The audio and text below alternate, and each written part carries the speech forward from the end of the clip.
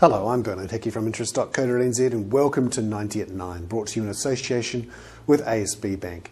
This is our morning briefing where you get everything you need to know in 90 seconds at 9 o'clock, starting now. With news, the Dow Jones, the US stock market, is wobbling around about no change at the moment as investors think about what might happen if Barack Obama wins the presidential election in the United States. We'll know within 24 to 48 hours whether he has won.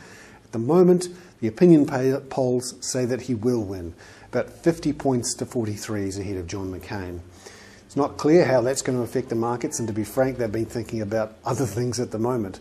But eventually, if Obama wins, he will clean out the top of US government, and that will have an effect. Meanwhile, LIBOR, this is something we should all know about, the London Interbank Offer Rate. This is the bank rate that's charged between banks in the Northern Hemisphere, and it's a sign of how nervous they are about trading with each other.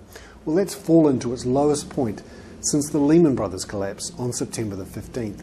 This is good news and says that the credit freeze in the Northern Hemisphere is starting to thaw.